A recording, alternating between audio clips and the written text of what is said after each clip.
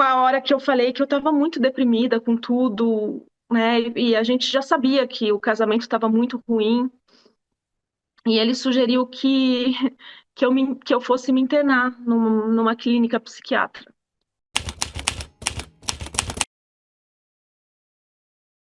Vem de uma família bem estruturada, né? Pai e mãe amorosos, que se amavam muito, amavam os filhos também, mas eu acho assim que eles até colocavam a relação deles em primeiro lugar, assim. E, enfim, a minha mãe cresceu vendo isso, sempre teve bastante amor, conforto, uma vidinha de boneca, assim. E o meu pai vem de uma família disfuncional, né? Porque o pai dele era muito agressivo e a minha avó, por parte de pai, também não deixava quieto e respondia e dava muito problema e, enfim, os filhos ficavam no meio. Foi uma coisa mais difícil, assim. E quando a minha mãe conheceu o meu pai, ela achou que tinha conhecido um príncipe encantado, assim, porque meu pai sempre foi muito bonito, muito popular, charmoso. Ele era um médico recém-formado, atleta profissional, super engajado, fazia serviço social. E para ela era uma, um conto de fadas, né? E ela se casou com meu pai rápido e muito apaixonada, né? E enfim, depois do casamento vieram as filhas e, e o meu pai não soube manter essa força, essa estrutura, tudo que ele viveu em casa também. Ele acabou retratando na família que ele criou e ele começou também a beber. Então, teve violência doméstica, teve a traição, né, por parte dele com a minha mãe. A minha mãe se viu como uma menina ainda despreparada, com duas filhas. Ela praticamente fugiu de casa, assim. E apesar de recém-formada, ela nunca tinha trabalhado de fato. Os pais, que eram pessoas muito bem posicionadas e a princípio amorosos, não deram muito apoio para minha mãe por questões de princípios, né? Enfim, casou, agora, assim, tinham problemas que ela estava se separando, né? A minha mãe se viu ainda muito jovem e com muito problemas, né? E tendo que lutar como uma leoa para as filhas. E com o tempo as coisas foram se estruturando, claro, e a gente nunca perdeu a relação com o meu pai também, que do jeito dele também deu amor pra gente, mas sempre foi bem destemperado assim. E o que ficou para mim dessa infância sempre ouvi minha mãe dizendo é que paixão cega, né? E, e a gente tem que escolher o parceiro muito com a cabeça, né? Porque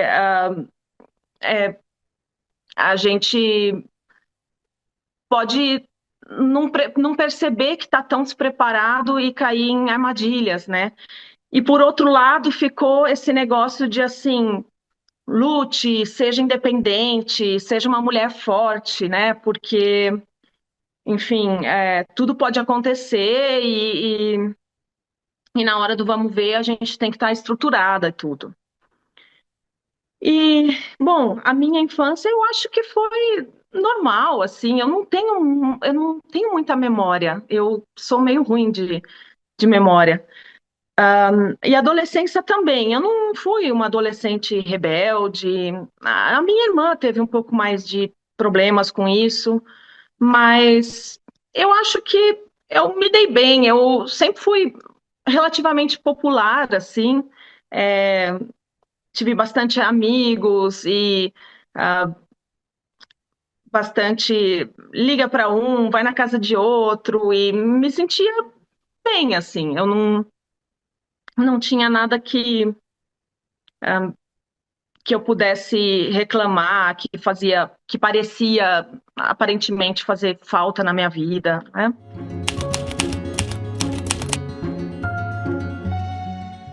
Daí teve o tempo da faculdade, que foi muito legal, né? Porque, é, enfim, São Carlos dos anos 2000 era muita diversão, né? Muitas descobertas, e fui morar em República e vi que tem gente de todo jeito no mundo, né? Eu era muito numa bolha, assim, e descobri muitas coisas e foi maravilhoso. Mas foi a época que eu percebi, assim, que eu tinha uma certa carência, né? Que eu sentia falta de um namorado, né? Ninguém queria nada com ninguém. E, enfim, só que tudo bem também, a vida gostosa, universitária compensava e era ok, né? E quando eu estava no terceiro ano de faculdade, eu tive a oportunidade de ir para a Europa e ah, conhecer lugares, tudo, e também fazer um curso intensivo de alemão que eu já falava falava um pouco, né? Que eu já tinha aprendido um pouquinho desde a época de escola, porque por acaso eu estudei numa escola alemã, assim, e sempre tive gosto.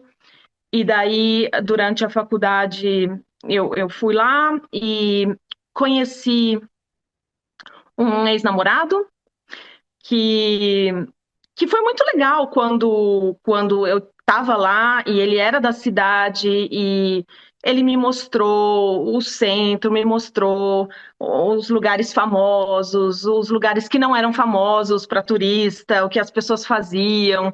E ele fazia doutorado lá e tinha uma turma legal, bem internacional também. Então foi um tempinho muito gostoso, assim. E a gente decidiu namorar. E daí, só que depois eu voltei, eu ainda tinha um ano de faculdade, assim, e estava super bem com isso. Na verdade, eu não estava tão emocionalmente ligada nele, mas ele sempre foi muito apaixonado, assim. E, e eu via nele esse cara que eu pensava antes, assim, escolhido pela razão, sabe? Um cara bacana, trabalhador, estudioso, independente e que gostava muito de mim, né? Então eu fui levando. Eu tive a oportunidade de ir para lá de novo. Ele veio para o Brasil me visitar.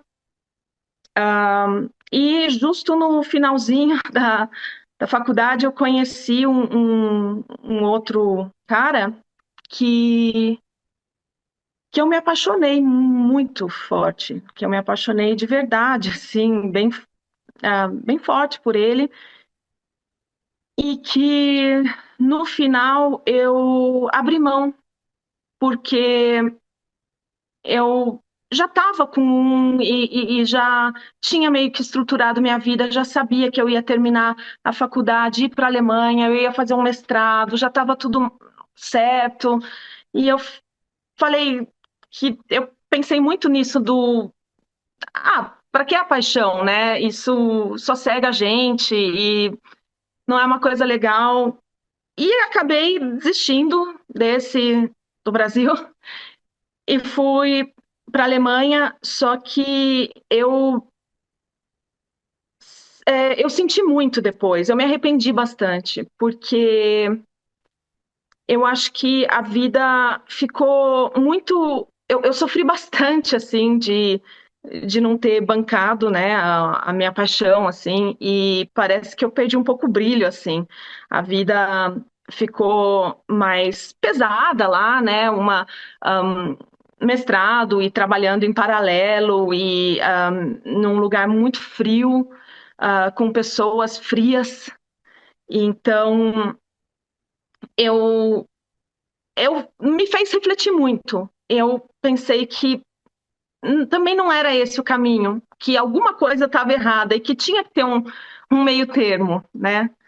E só que eu fui levando a vida, eu terminei o mestrado, depois eu voltei para o Brasil e comecei a dar aula de alemão. Enquanto isso, eu fiz meu doutorado e realmente eu estava, quando eu voltei para o Brasil, eu estava num momento bem legal da minha vida, né? Porque eu estudava e trabalhava e era independente e tinha minha casinha, o meu carrinho, era jovem, viajava bastante, tinha bastante amigos. Para mim foi o auge da minha vida, assim.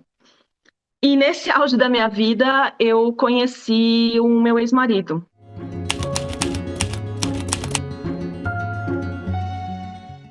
Eu trabalhava com a prima dele, e ele estava no Brasil de férias e a prima dele até falou: Ah, os meus primos vão estar aqui, eles têm a sua idade, vão combinar alguma coisa.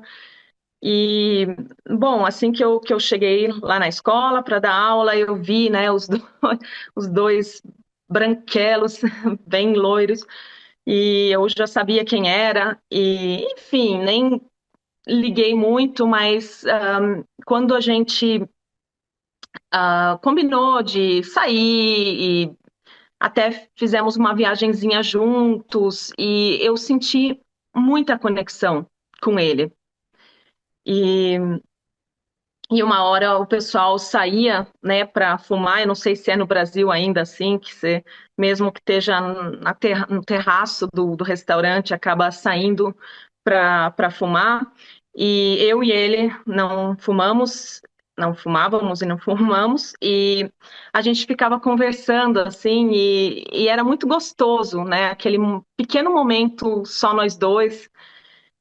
E, e eu pensei assim, ah, não, outro que mora longe, outro, não, é tudo que eu não quero, mas eu acho que quando a gente está mais relaxado assim, é que acaba dando certo, né? Porque eu acho que sempre teve um pouco de uma carência, né, emocional, e de repente você está mais relaxado, você pensa que não é para você, não é para agora, e daí dá certo. Então eu sei que a gente se gostou bastante e ele voltou aqui para Alemanha e a gente continuou a se falar e daí, enfim, a gente decidiu que queria ter uma relação e ele lutou muito para vir até o Brasil, porque ele a firma dele tinha uma filial no Brasil, mas não queriam mandar e ele chegou a pedir demissão e daí deu certo, ele foi até para outra área e ganhando menos, mas veio. E no fim, a firma era em São Bernardo do Campo, só que ele também ia e voltava todo dia só para dormir do meu lado, né? Então, é, eu morava em Campinas, dá 120, 130 quilômetros, mas dependendo do horário, dependendo de tudo, era de 1 a 5 horas, né, de viagem. Então, foi puxado, mas foi muito gostoso, assim, esse tempo enfim, descobertas e de estar junto. E os fins de semana a gente sempre viajava bastante.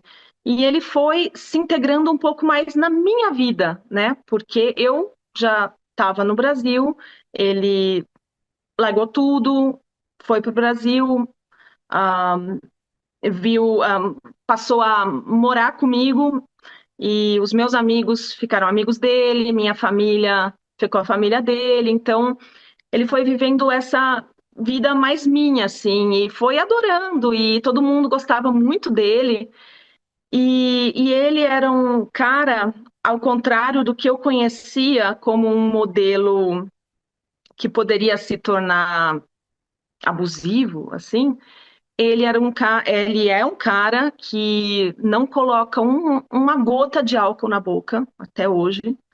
Ele não é muito festeiro, ele é mais caseiro, ele é mais reservado. E na minha cabeça era assim, o que eu tô sentindo, né, tô apaixonada, tô me sentindo bem com aquilo que faz bem, né? Não é o bad boy, não é, é o cara certinho. Eu falei, nossa, tô sentindo confiança, né? E achava que eu era, sei lá, que eu tava arrasando, assim, porque eu já achava assim, eu já tenho uma experiência, eu já, né, já tenho, já sei o que quero, o que não quero, eu já sofri por isso e aquilo, já não sou uma menininha e vai dar certo, né? E achei que realmente ele era o cara. Então, a gente casou um ano e meio depois, né? Foi relativamente pouco tempo, mas eu me achando assim, já achando que já sabia o que queria e não queria e pronto. Foi muito legal também, muito bonito. A gente continuou no Brasil a princípio e mudamos lá para São Bernardo. Eu estava terminando o doutorado, então eu não precisava estar todo dia em Campinas. Eu ia uma ou duas vezes por semana e, e comecei a trabalhar lá também. Então foi.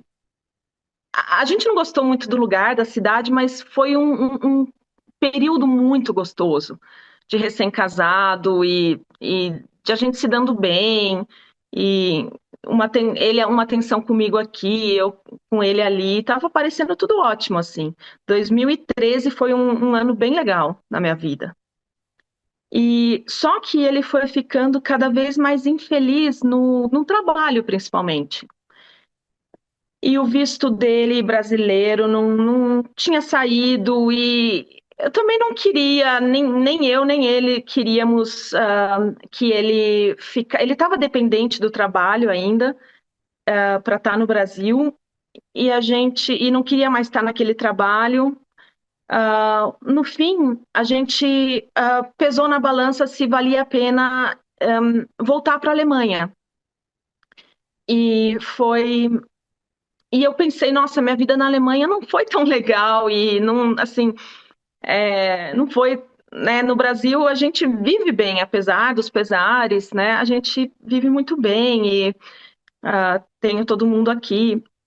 Só que foi justo nessa época que também a minha mãe foi assaltada, de uma maneira meio violenta, e a minha mãe mesmo falou: vocês estão na dúvida, vocês não sabem o que fazer, vão embora, não ficam aqui, e não sei o quê. E foi tudo meio junto, a gente decidiu que ia tentar na Alemanha. Falei, dessa vez é diferente, né? Eu tô casada com o amor da minha vida, eu sou fluente, eu sempre tive o passaporte europeu, né? Então não tenho problema de nada, de arranjar trabalho, vai dar tudo certo.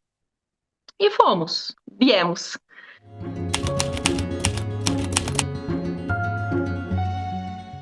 No começo já eu engravidei da minha filha. Então, chegando aqui, a gente ainda estava se adaptando à vida, ele ao novo trabalho. Eu primeiro pensei que ia comprar uma franquia de uma firma lá de organização de casamentos e cheguei a comprar e cheguei a participar de cursos e tudo, gastei uma grana, mas me vi grávida e foi uma gravidez bem difícil desde o começo. Teve muito enjoo, né? O tal do hiperêmese, hiperêmese, enfim, não sei como se fala também no Brasil, mas eu tive muito mal-estar, muito enjoo. Os hormônios me fizeram também ficar bem nervosa com nada, né? E foi uma época que ele também aí começou a não lidar comigo nervosa, né? E não saber lidar direito com isso. Enfim, e ficou parecendo que eu era a carrasca da situação, assim.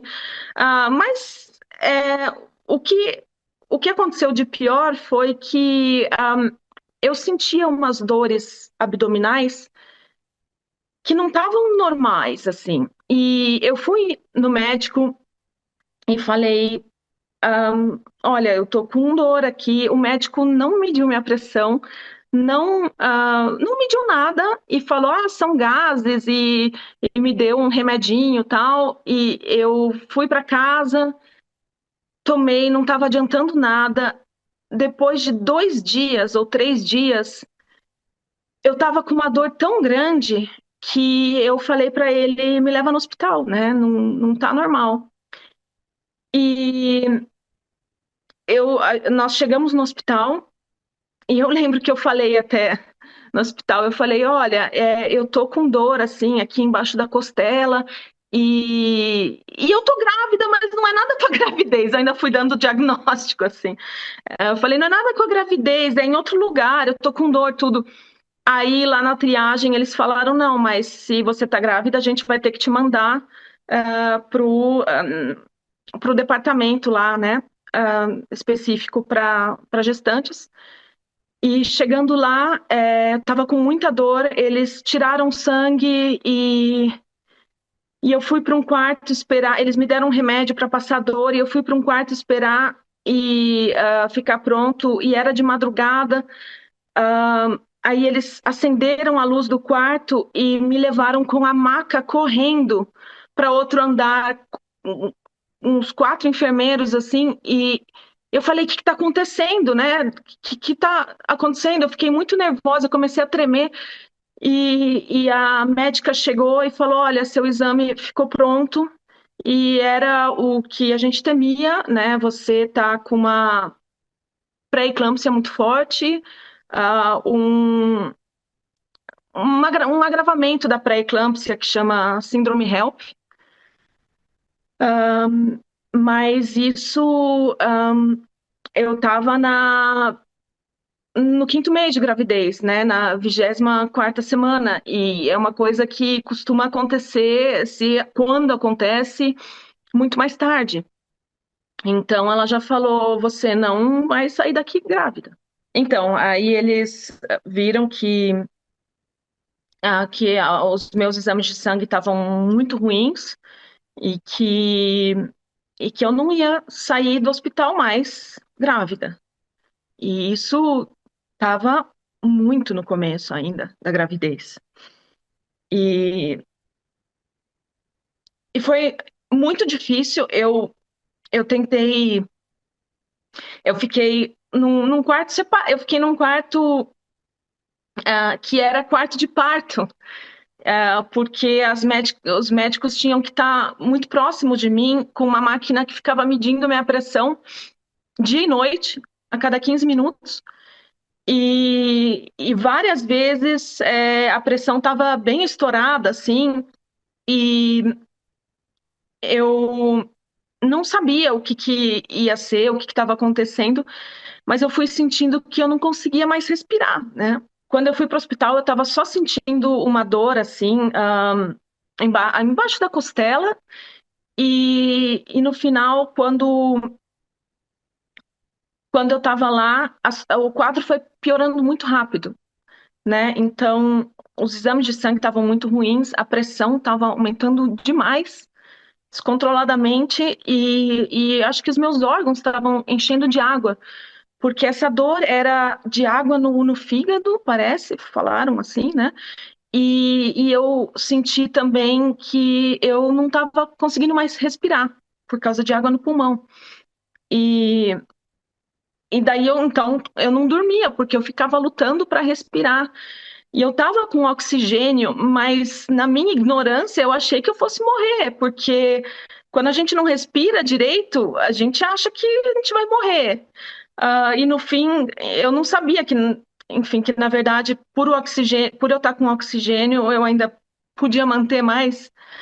Mas teve uma hora que eu não estava aguentando mais e falei que não dava mais. E nessa hora eles falaram, então a gente vai ter que tirar.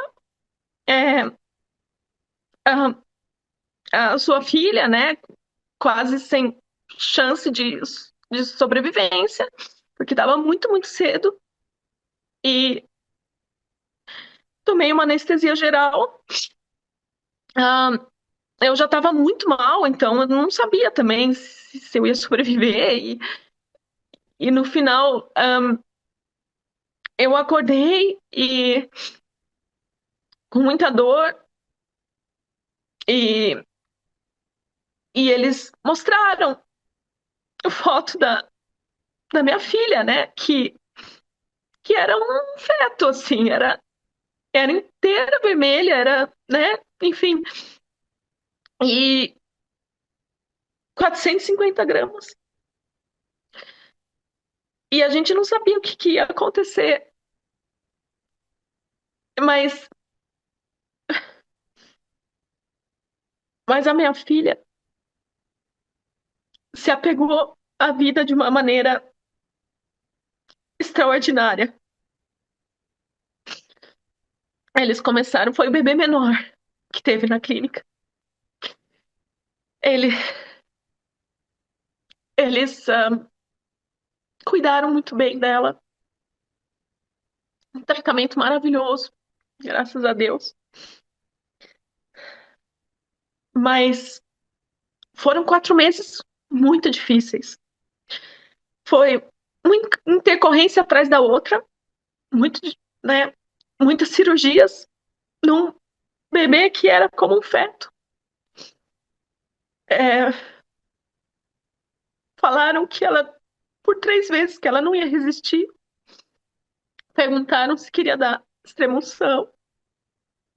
Só que no final, do final, do final, ela continuou viva. E, e tá, fez 10 anos, né? Em novembro, tá viva até hoje.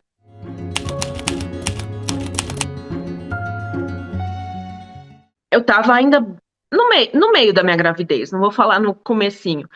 E só que eu ia morrer, né? Então eles tiveram que fazer a cesárea, tirar a minha filha com pouca chance de sobrevivência, mas ela se apegou muito, né, à vida e passou por muitas coisas no hospital. E eu acho que muita mulher deve saber a dor que é você chegar em casa sem bebê na barriga e nos braços, né?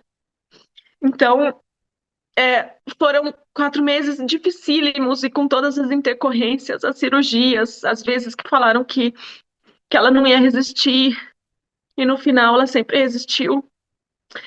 E durante esse tempo, o, o pai dos meus filhos foi muito legal. Ele, ele aguentou a barra bem, assim. Ele ia lá também.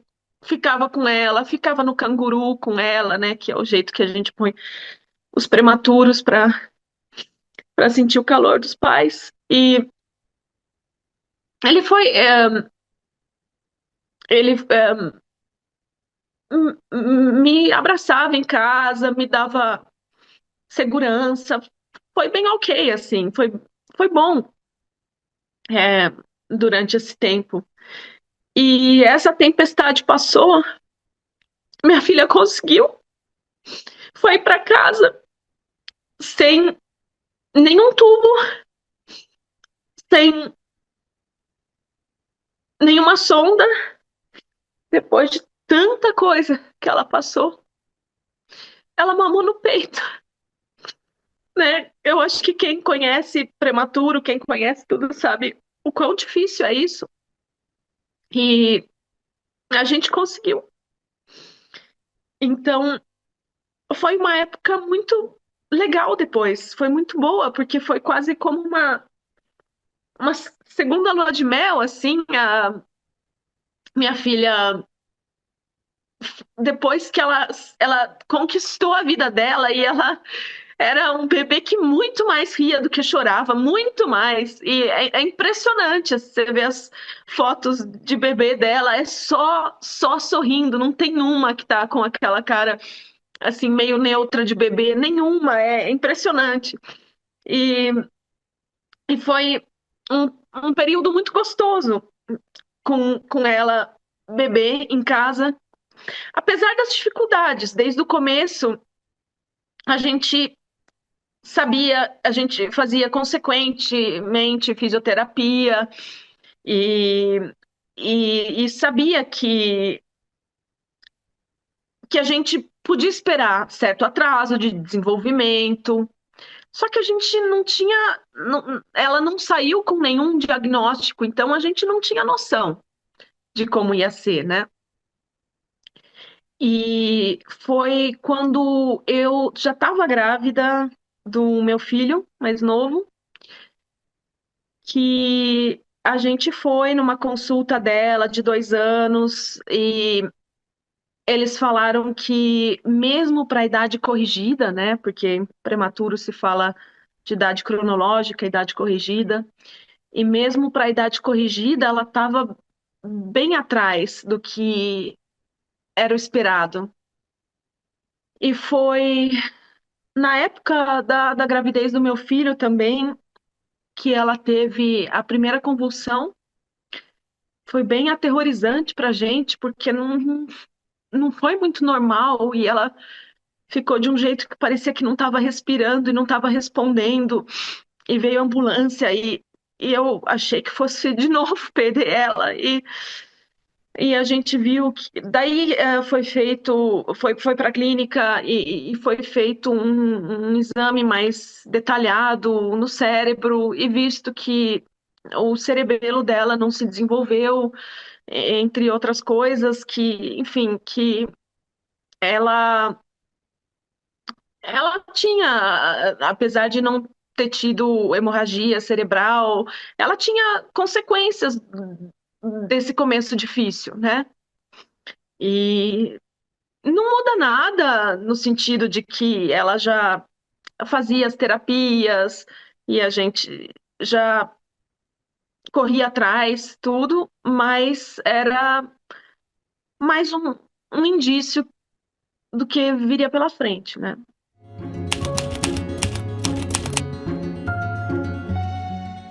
A princípio, aquele marido perfeito foi mudando bem aos poucos, a partir dessas dificuldades que a gente teve com um diagnóstico, entre aspas, da minha filha, né? Porque não é um diagnóstico padrão, mas é assim, pelo menos da epilepsia, sim, mas de, de outros problemas ainda não tinha uma coisa certa, mas foi começando a ficar mais difícil a vida e, e eu fui percebendo dele ainda assim uma dedicação principalmente para ela, né? Assim, uma coisa que eu achava bonito de ver, mas um certo repúdio de mim. É, é, quando a gente estava um pouco separado, parecia que isso mudava. Teve uma vez que eu ainda estava grávida do meu filho e ele teve que ir para o México trabalhar. Acho que ele ficou 3 meses no México, e nesse tempo, longe, ele voltou a ficar tão carinhoso e com tantas saudades e tão dedicado assim. E é engraçado porque eu lembro que na hora que ele voltou do México, eu estava de novo grávida, passando mal a gravidez inteira, né? Enjoada de manhã, tarde à noite, indisposta total. E ele chegou em casa e viu os armários da cozinha que eram brancos e estavam com algumas gotinhas de alguma coisa e já ficou nervoso porque as coisas estavam sujas. E falou do meu carro também, que estava desorganizado e que estava sujo, não sei o quê. E eu fui perceber, eu não fico contabilizando as coisas, mas aqui na Alemanha tem uma expressão que fala quando a pessoa está apaixonada, que a pessoa coloca o óculos rosa. E, e eu e eu lembro que eu pensei assim, nossa, ele tirou o óculos rosa e colocou o óculos de bosta para mim, sabe?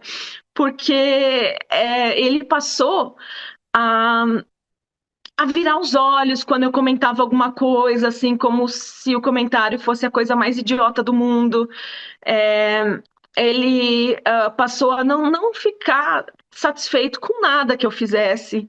Eu lembro que eu sempre perguntava, que ele chegava e falava, por que você faz compra e você é muito egoísta, você só compra coisa para você. E eu falava assim, mas eu pergunto todo dia o que que você quer dos supermercados. Toda vez que eu vou, eu pergunto o que que você quer, me fala. E não sei o quê. Aí ele falou pra mim assim, me surpreenda, sabe? Tipo, é, não importa o que, assim, eu comecei a ver que não importa o que eu fazia, sempre estava errado. Sempre, quando eu surpreendia, eu tentava às vezes fazer uma comidinha mais elaborada, tudo. Ele Ele falava, essa porcaria eu não vou comer. Eu fazia alguma coisa legal com os filhos e sempre eu era muito desqualificada como mãe, assim. Isso, eu acho que ele sabia que isso pesava para mim, assim, e, e ele sempre me falava, enfim, como eu faltava como mãe. Eu sempre tive problema com concentração, né? Eu acho que eu tenho um déficit de atenção, mas nunca fui diagnosticada, mesmo porque eu nunca tive problema de desempenho escolar por causa disso, tudo. Mas eu não consigo lembrar das coisas como ele, e de repente ele me apontava muito essas falhas, né? Eu me senti muito julgada mesmo.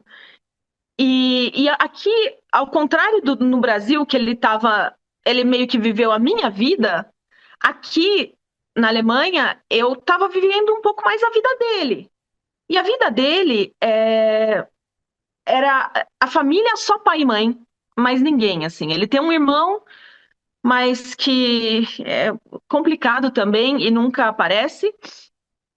E o resto da família não tem. Todo mundo é brigado com todo mundo, sei lá, não tem.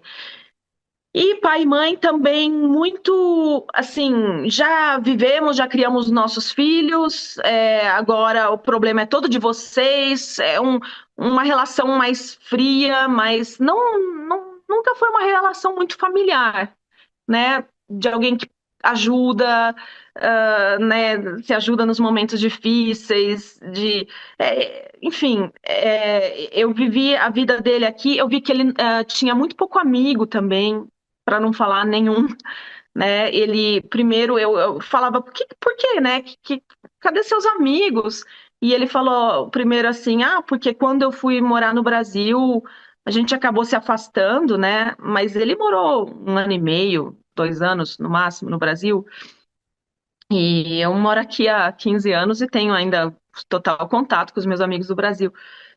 Mas enfim, primeiro foi essa a desculpa, que ele acabou se afastando. Depois era porque eu era muito exigente em relação aos amigos dele. E depois, no final, era porque eu afastava os amigos, ele dos amigos dele, porque eu não tinha princípios. Uma vez a gente encontrou uma amiga que ele encontrava uma vez por ano. E eu lembro que eu estava muito exausta, porque a minha filha, ela continua até hoje, com 10 anos, como um bebê. E o meu filho era bebê. Então eu tinha dois bebês em casa e fazia tudo e tentava, e sempre nunca era suficiente. E eu acabei falando lá com a amiga e falando que como eu estava cansada. E daí ela deve ter comentado alguma coisa com ele e ele interpretou que eu estava reclamando dos meus filhos, de ter tido os meus filhos e eu não tinha princípios. Então, tudo voltava contra mim. A minha família sempre foi muito presente e eles vieram várias vezes aqui visitar. E, inclusive, uma época, a minha mãe falava que eu estava muito nervosa. E, e o ex-marido usou isso também, pra falar, até sua mãe fala de você e como você que você é muito nervosa, que você é muito estourada. E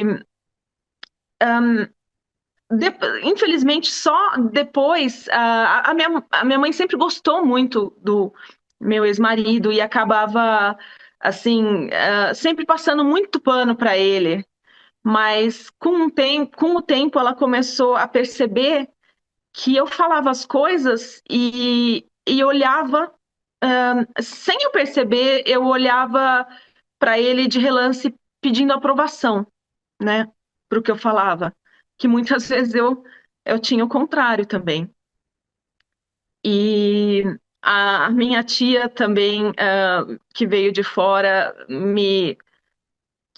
presenciou ele levantando a voz contra mim, falando coisas bem injustas assim, que eu, de dentro, sinceramente, é aquele clichê, né? Eu não percebia, assim. E às vezes que eu percebia que eu estava, assim, me sentindo maltratada e falava alguma coisa, ele, muitas vezes ele falava assim, eu aprendi isso tudo com você, né? Eu tô só te tratando do jeito que você me trata. E, e eu pensava também, na gravidez eu fiquei muito nervosa e com tudo que aconteceu e eu provoquei isso, né?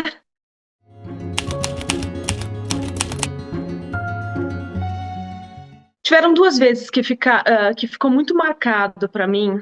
É, eu vi que alguma coisa não estava em ordem, que a gente estava discutindo dentro do carro e eu fui no caixa automático pegar dinheiro. E ele saiu com o carro, me deixou lá. Só que eu tava sem jaqueta, porque eu tava sem o meu casaco, porque eu fui só pegar dinheiro e voltar. E tava temperatura negativa. e eu tive que ir a pé para casa, sem casaco, é, uns 2 quilômetros. Eu nunca senti tanta dor de cabeça na minha vida. E eu cheguei em casa e fui tirar satisfação com ele. E ele fez de um jeito como se ele não tivesse nem percebido que a gente tinha, que ele era, que era para ele me esperar, assim. E eu fiquei meio na dúvida também. Será que foi um mal-entendido? E pouco depois, eu fui levar a mãe dele num exame médico. E a hora que eu cheguei na casa da mãe, a mãe falou: O que que aconteceu no seu carro? Eu falei: Não sei. E a hora que eu olho na parte de frente do carro, tava inteiro batido, assim, tava a luz estourada, tudo arranhado.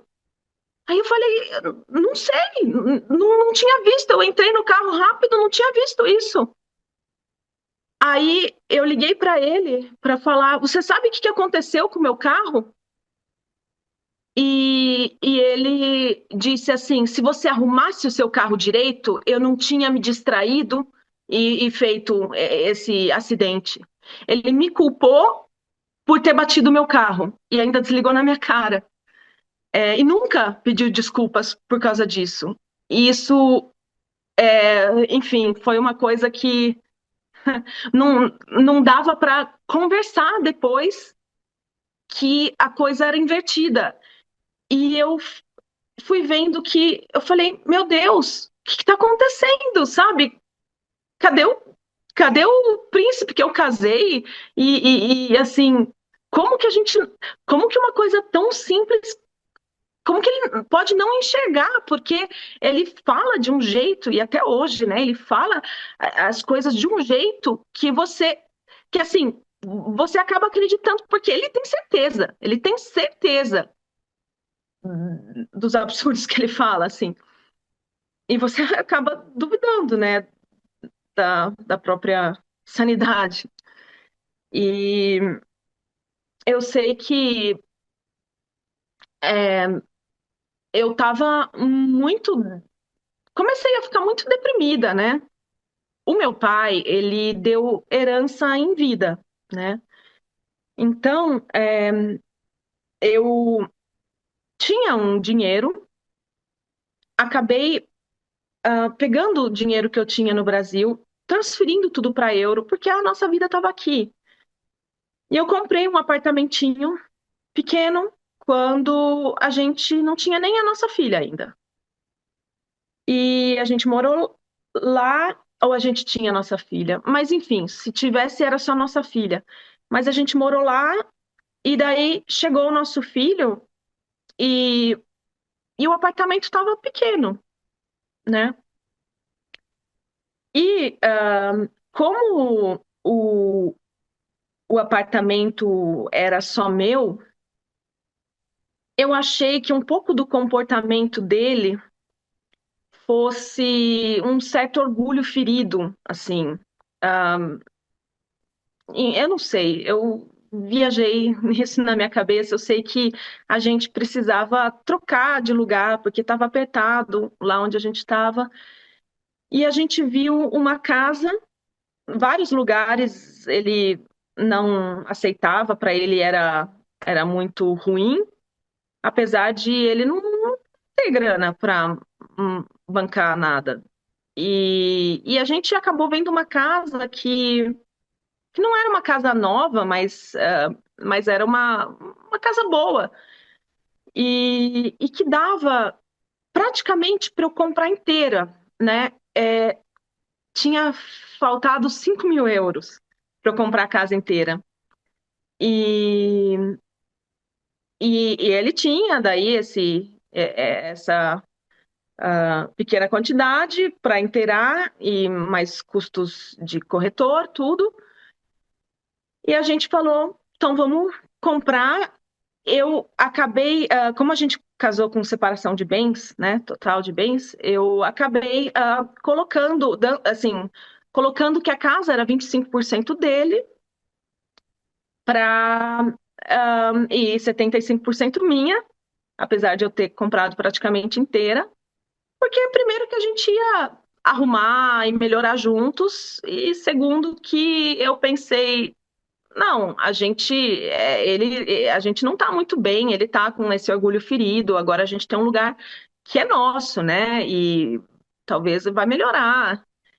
E no começo da casa foi ok, foi bom, porque tinha mais espaço e a gente foi ajeitando, fizemos o quartinho das crianças juntos, foi gostoso. E daí começou a pandemia.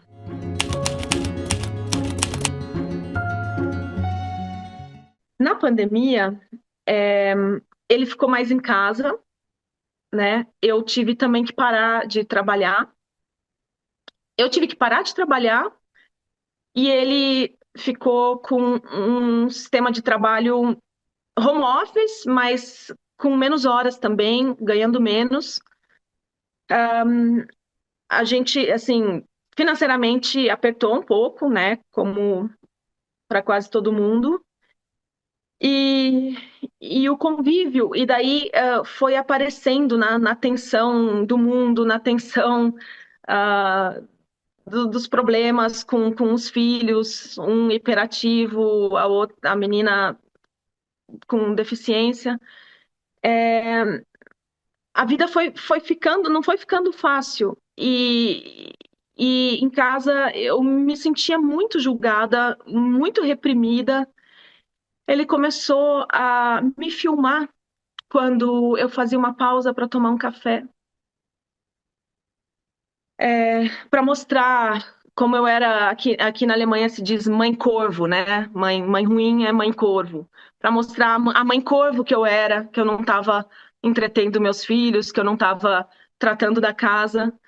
É, a pausa dos meus filhos, a única pausa justificável era lavando roupa, lavando chão, lavando louça. Isso passou a ser quase um prazer, porque eu tinha uma pausa, né? Ir no supermercado era uma pausa de julgamento, uma pausa de gritaria, uma pausa de terapias, de tudo.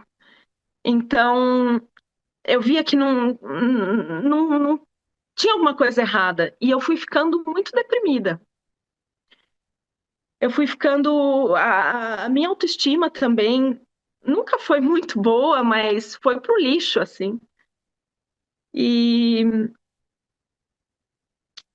E ele sugeriu uma hora que eu falei que eu estava muito deprimida com tudo, né? E a gente já sabia que o casamento estava muito ruim.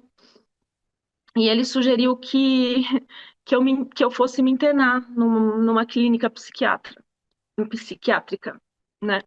Ele falou que não era normal que eu estava assim e que, enfim, eu não queria acordar, sabe? Eu achava. Eu não pensava em tirar minha vida, mas eu ficava triste de ter acordado.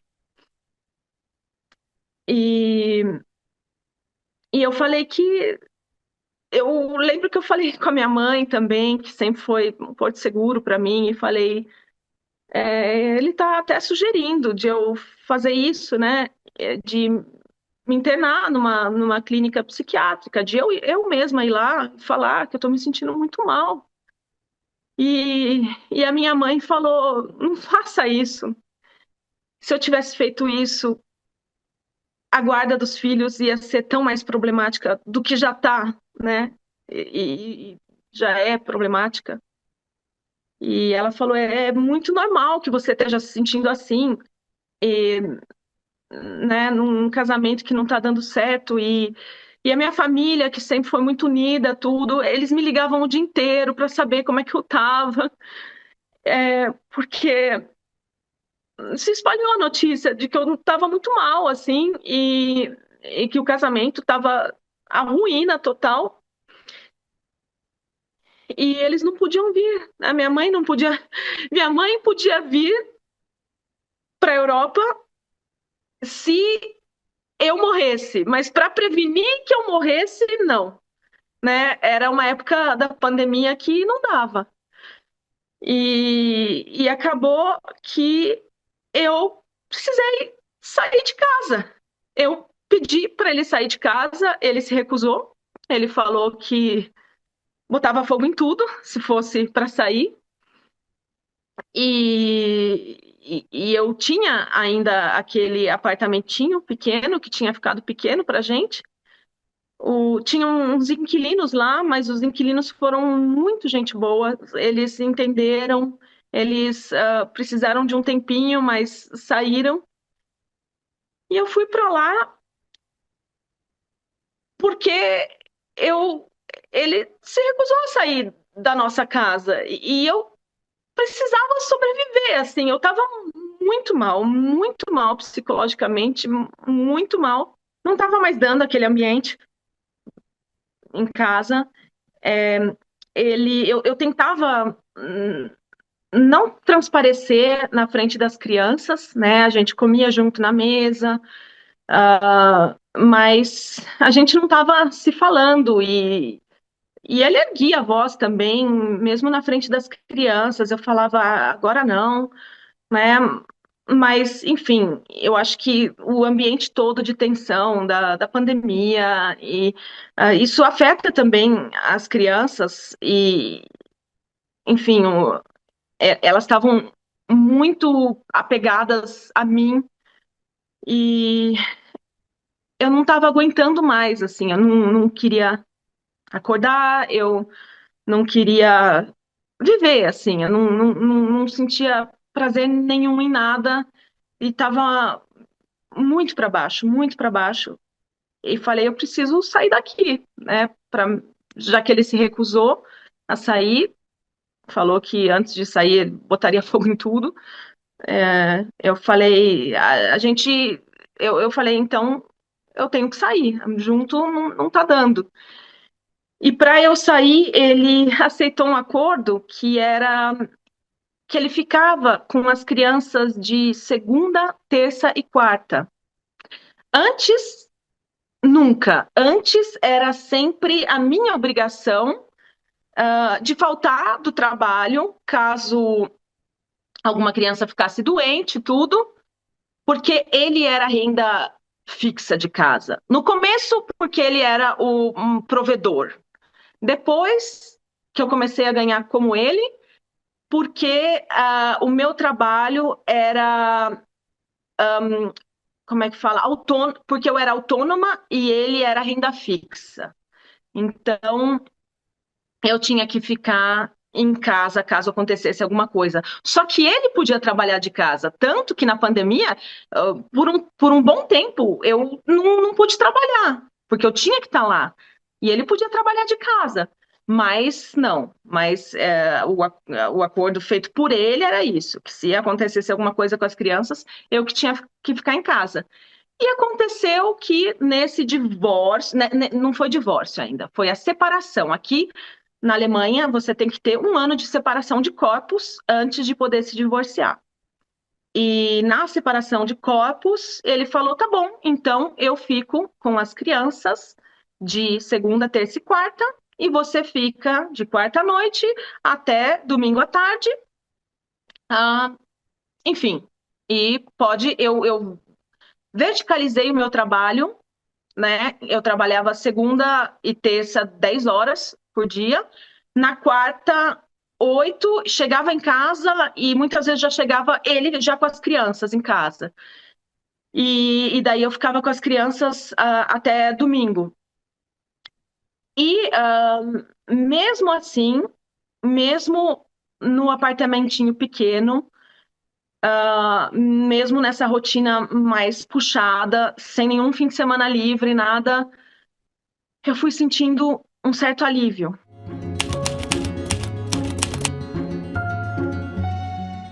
Lembra aquela história do México, de que teve um tempo que a gente ficou separados e ele já estava mais complicado comigo e a separação fez ele ficar carinhoso, não sei o quê? Eu imaginei que a gente se separando, a separação de corpos, que ele ia cair na real, né? Que ele ia ver que ele não estava. legal, que eu tava, assim, me sentindo muito julgada, muito maltratada, né? E achei que ele fosse voltar a ser bacana, como ele foi no começo do casamento, no começo das nossas dificuldades com a nossa filha e tudo. Mas foi o contrário disso. Ainda na minha mudança, eu eu esqueci muita coisa. Eu peguei os móveis só que estavam sobrando da casa, né? Porque eu tava me sentindo muito para baixo. Então, eu também estava agindo dessa maneira, como se eu não fosse nada. Eu peguei os móveis mais antigos, mais usados. Ele falou que ia me dar metade dos brinquedos. Ele só me deu um saco de lixo com brinquedos quebrados. Na primeira noite eu vi que eu não tinha pegado o cobertor. A minha mudança foi feita por uma brasileira conhecida que tinha um reboque e eu levei alguns móveis nesse reboque e para os móveis não se machucarem, a gente colocou uns, uns cobertores velhos embaixo do reboque. E a hora que eu falei que eu estava sem cobertor, ele chegou com esses cobertores velhos, cheio de chuva, cheio de folha, e jogou na porta do meu prédio. Falou: tá aí seu cobertor. E, e foi nessa, nesse tratamento que eu fui levando esse primeiro tempo sozinha. E eu estava muito, muito mal. E eu chamei. Eu descobri um. Aqui é muito difícil você ter mão de obra, né? Mão de obra é muito difícil. E eu acabei encontrando um cara que falou que ia colocar, que ia fazer umas reparações nas coisas do meu apartamento. E E o cara foi lá um dia, ele foi depois do expediente dele, fez um dia, e eu já tinha acertado um pouco os- o, o valor que a gente ia combinar, só que ele ia voltar no outro dia.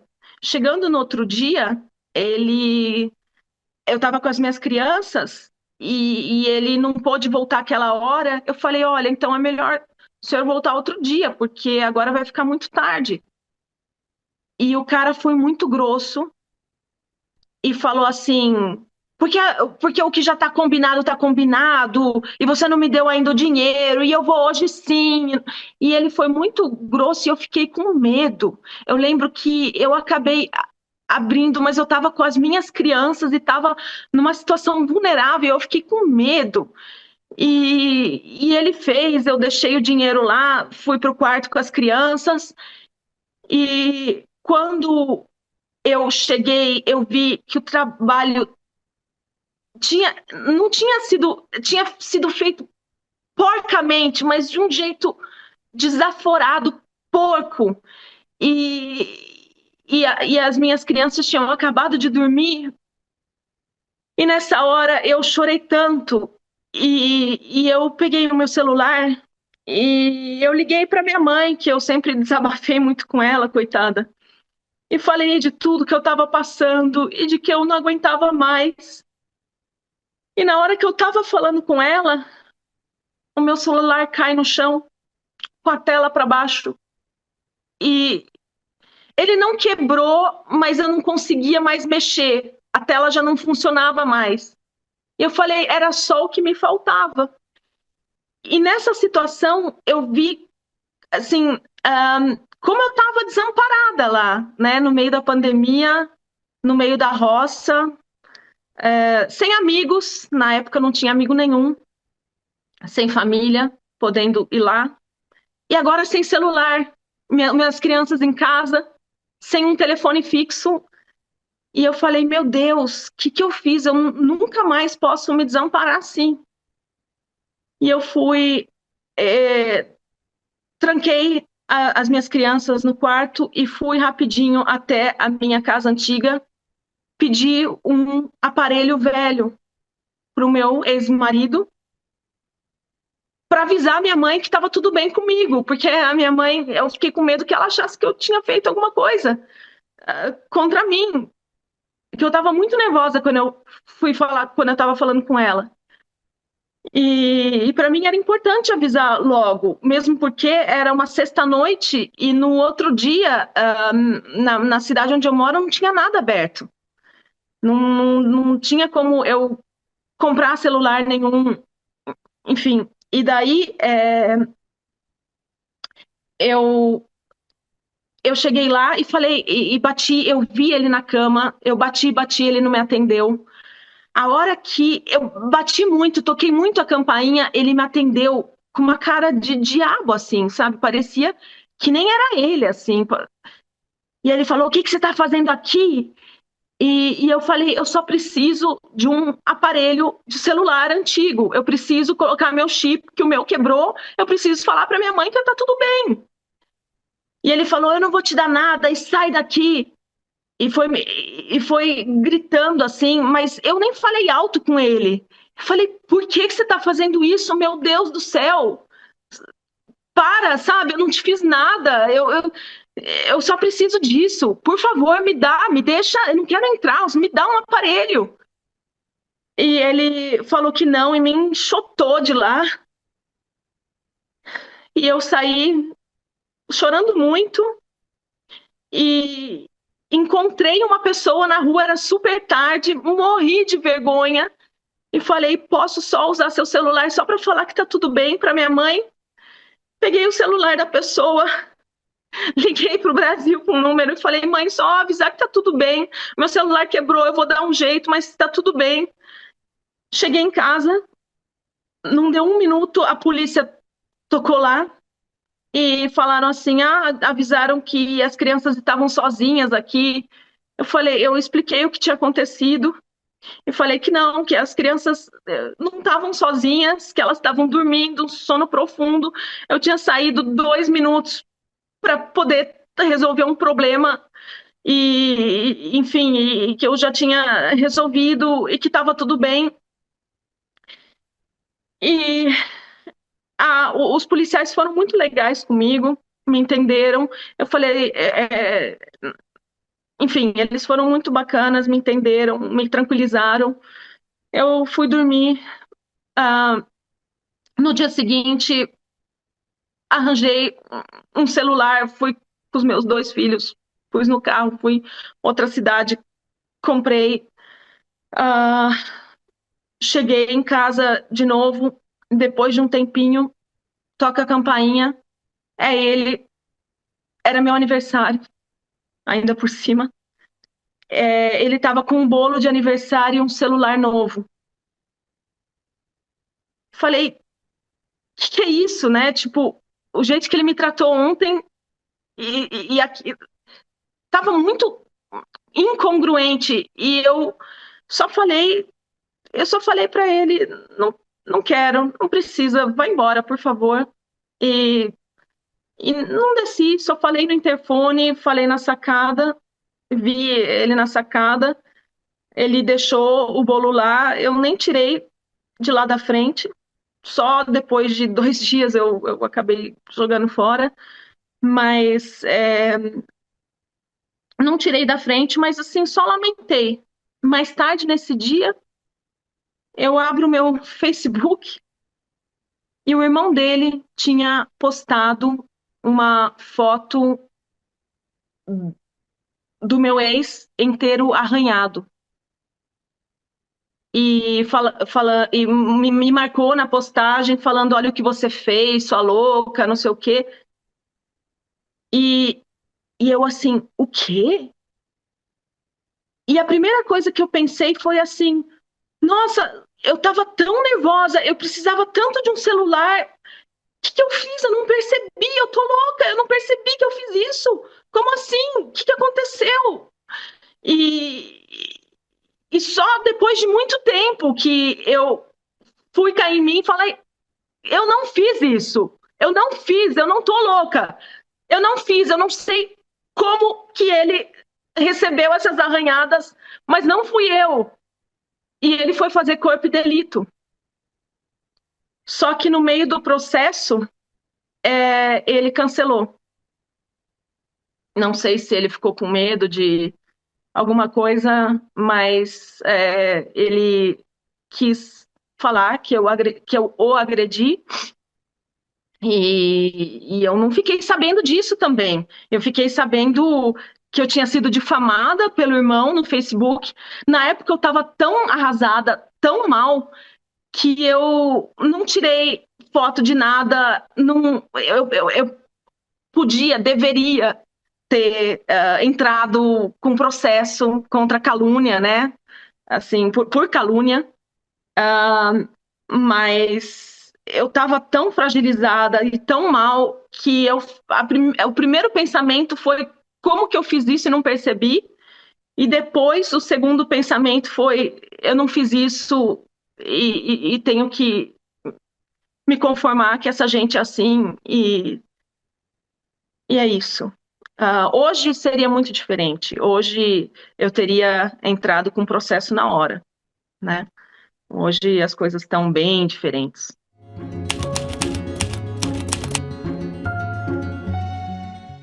Foram muitas coisas ruins que aconteceram desde que eu saí da minha casa e saí achando que ele fosse cair na real, que a gente fosse poder tomar um café junto, ele talvez me pedir desculpas de alguma coisa, e foi totalmente o contrário.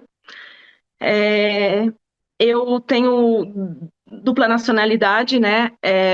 Brasileira e italiana, porque a minha avó fez para todo mundo, eu nunca. Aliás, eu que era quem achava isso uma bobagem, fui a que mais aproveitou da família essa, essa cidadania. Bom, muitas coisas minhas ficaram na casa e eu não sabia que eu não ia ter mais acesso. Dentre elas, o meu passaporte italiano, que é o meu visto para estar legal aqui, porque como europeia, como europeu, você não precisa de visto nenhum. E o meu passaporte ficou lá e eu fiquei numa situação vulnerável aqui. E eu cheguei a falar com a polícia que tinha muitos documentos lá e que ele tinha se recusado a me dar, mas a polícia falou que só com um mandato judicial podia fazer alguma coisa. E eu falei, eu vou tirar outro passaporte, já vai ser quase na hora. Só que por a gente ter filhos menores em comum, o consulado italiano pediu que ele assinasse um documento para eu poder regularizar minha situação e tirar um novo passaporte. Agora, o cara que tinha sumido com meu passaporte ia assinar um documento para eu tirar novo. Ele queria que eu ficasse numa situação vulnerável. E ele se recusou a assinar. E eu fui no consulado italiano, mais uma vez, falar que o meu ex-marido tinha se recusado a assinar e que eu precisava tirar o passaporte, mesmo assim. E a primeira resposta que eu recebi lá é que não tinha jeito, que não tinha o que ser feito. E nessa hora, eu acho que a frustração de meses acumulada, de toda a injustiça que eu estava sofrendo, que eu estava me sentindo, veio para fora de um jeito que eu rodei a baiana naquele consulado. E eu não sou assim, né? Mas eu falei, eu achava que eu estava no consulado da Itália, tô vendo que eu tô no consulado da Arábia Saudita. Como ele não vai assinar porque ele que deu fim no meu passaporte? O que que vocês acham? Que não sei o que que eu não tentei. Aí eu sei que veio gente de dentro do consulado. Eu falei, agora tem mais gente. A gente está aqui esperando há 2 horas para falar e não tinha ninguém para atender. Agora chega vocês e não resolvem o problema. Como é que eu vou fazer? E eu sei que eu fui convidada a me retirar de lá. E alterada e eu tava chorando tanto que eu vi que aquela máscara da pandemia, né, dos tempos de pandemia, que parece um bico de pato, ela é bem resistente mesmo, porque a hora que eu tirei a máscara, ela pingou. E, e eu sentei lá no consulado, na escada, soluçando, e eu vejo uns olhinhos azuis assim, assustados, me olhando e falando: eu vi o que aconteceu lá em cima, né? Eu posso tentar te ajudar. Eu conheço bastante gente aqui em Frankfurt. E a gente foi tomar um café juntos e ele, o moço dos olhos azuis, ligou para metade da comunidade italiana de Frankfurt e falava bababá, bababá, e aqui, e lá, e como é que a gente vai fazer? E depois de um e outro, não sei o que, ele conseguiu o contato do cônsul e a gente entrou em contato e ficou de escrever uma carta formal falando das dificuldades e que o ex não tinha assinado e que, no fim, é, o cônsul entrou em contato por carta, não foi respondido e teve que emitir um passaporte para mim em caráter de emergência, enfim, de exceção, né, para que eu pudesse voltar a ficar uma situação regular aqui.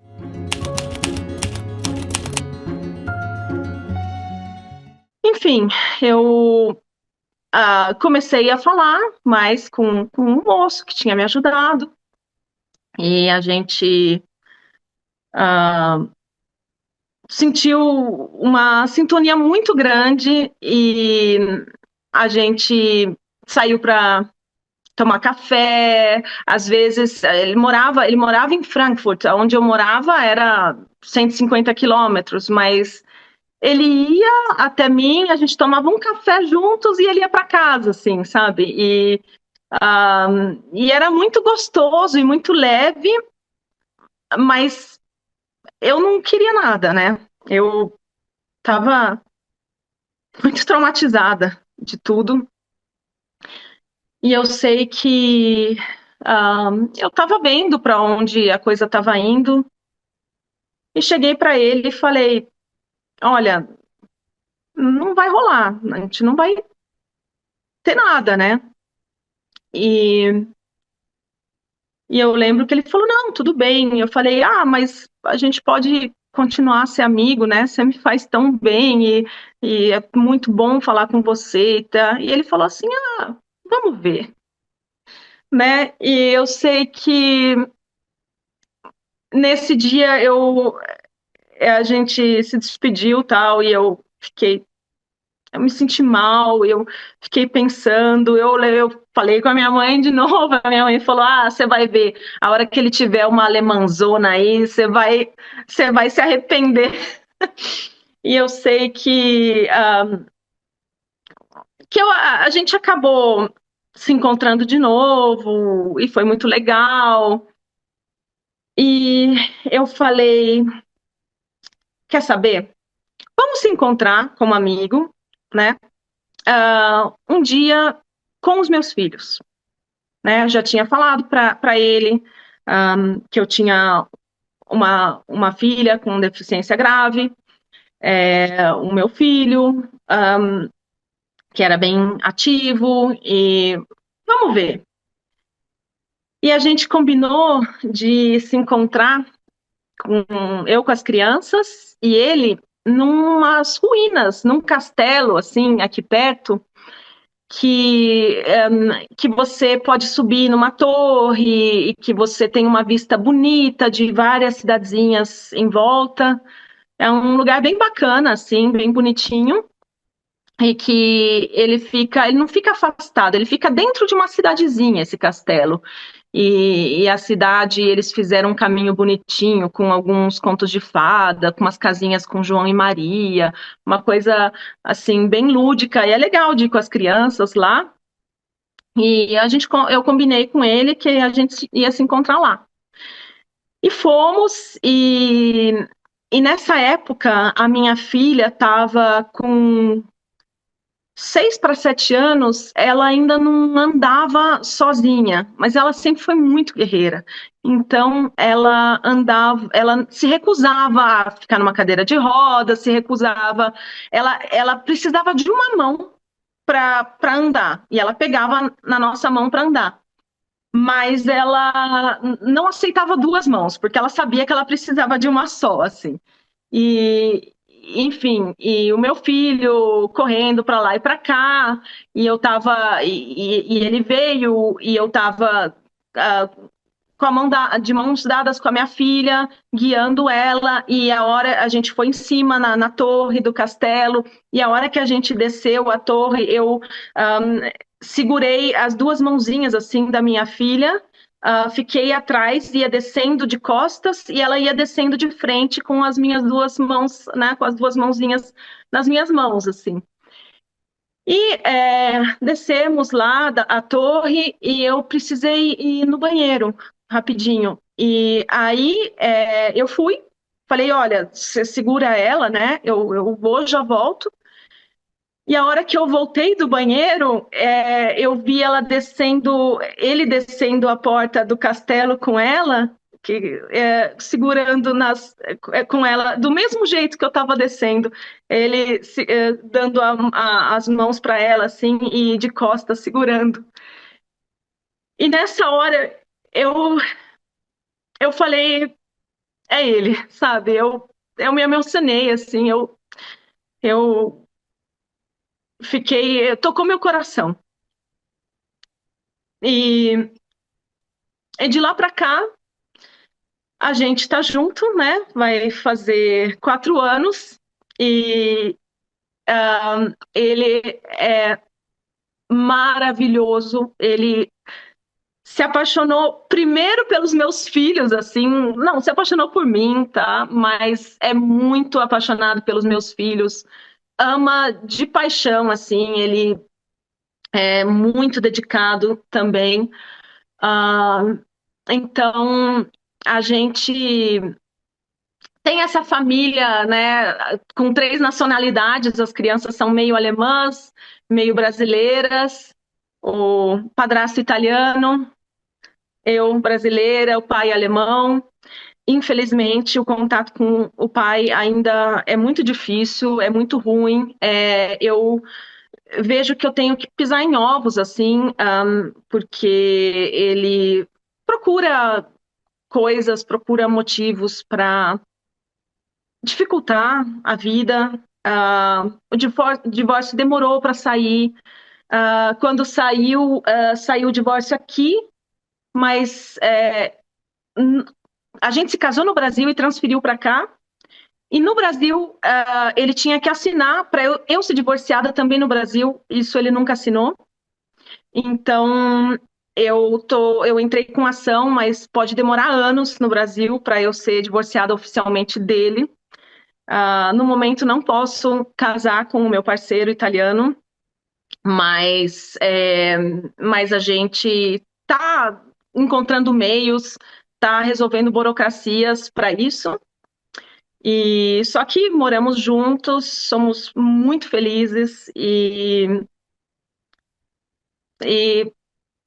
foi maravilhoso, foi irônico tudo que aconteceu. Eu devo ao meu ex ter conhecido o meu atual da maneira que eu conheci. E o meu ex, querendo me deixar numa situação vulnerável, Deus colocou uma pessoa na minha vida que é o meu porto seguro hoje, né? Que começou o nosso encontro me ajudando e me ajuda até hoje demais. E é uma coisa que eu não conhecia, é um homem que tem prazer em poupar, em me poupar. Ele, ele, ele tem. Eu, eu fiquei muito, talvez, pela história da minha mãe, pela mãe leoa, guerreira. Eu tinha muita autocobrança mesmo. e não me permitia também. Eu estava com alguém que via com maus olhos um descanso meu, uma coisa que eu fazia por mim, né? Eu lembro que eu já fiz uma vez uma coisa numa dermatologista, uma coisa estética, e o meu ex, lembro que ele falou, ele foi falar com a minha mãe me acusando porque eu tinha feito isso, porque eu era muito egoísta, porque eu gastava o dinheiro com futilidades. E o meu atual fala, faz tudo e faz mais, e eu pago.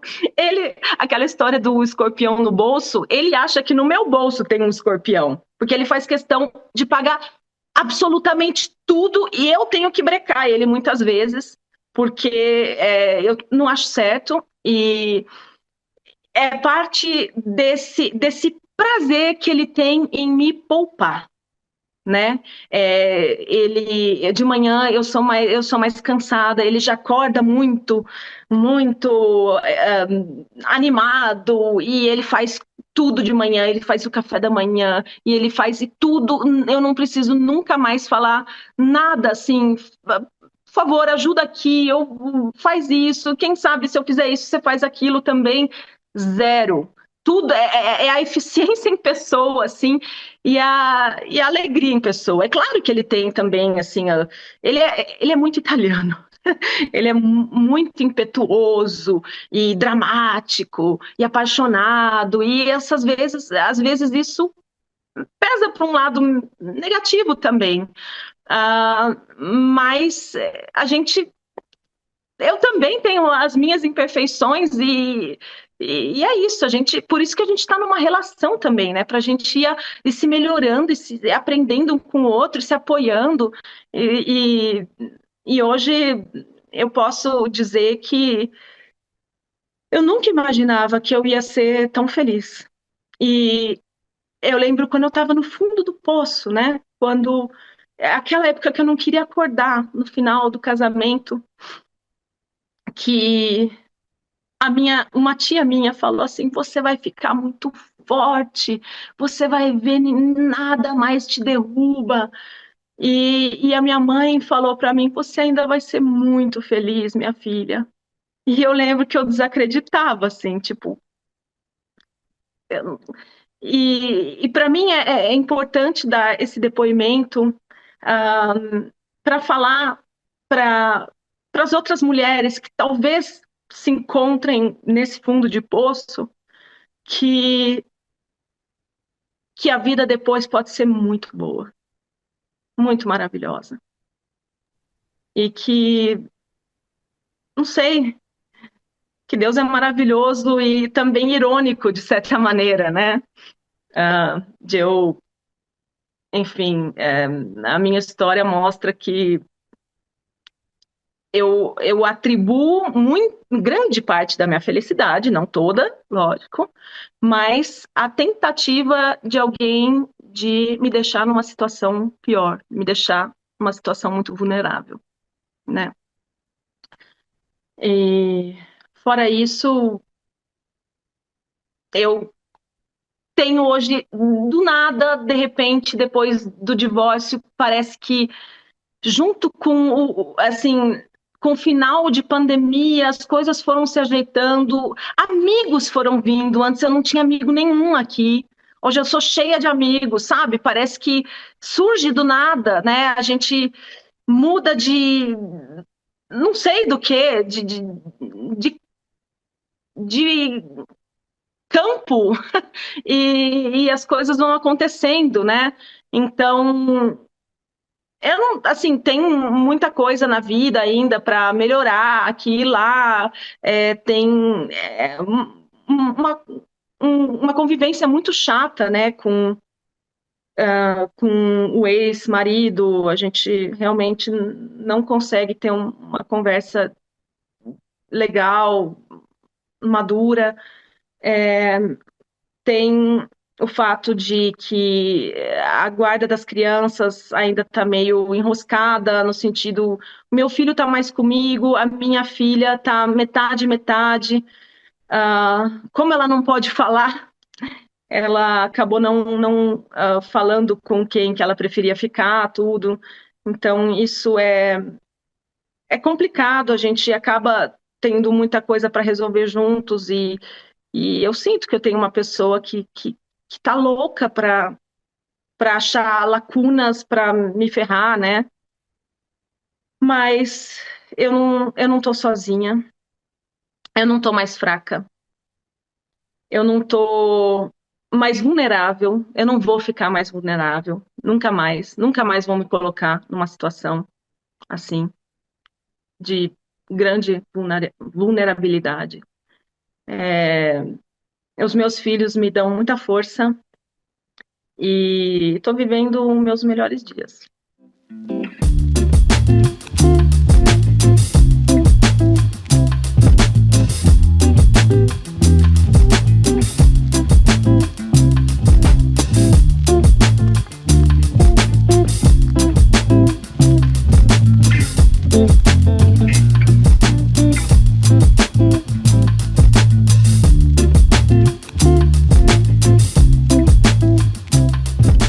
E aí, o que você achou da história da Isabel? Comenta para eu saber, compartilha a história com todo mundo que você gosta e já sabe, para contar a sua história no nosso canal é só preencher o formulário que está aqui na descrição do vídeo. A próxima história é da Renata, que foi traída muitas vezes e um dia resolveu dar o troco.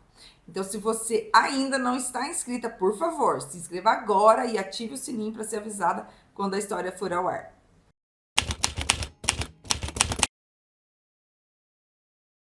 Tinha dia que eu dormia que eu orava, eu falava, Deus, deixa eu acordar e ter uma mensagem no meu celular. Olha, fulano bateu o carro e morreu. Eu queria tanto receber uma notícia dessa, eu queria que ele morresse.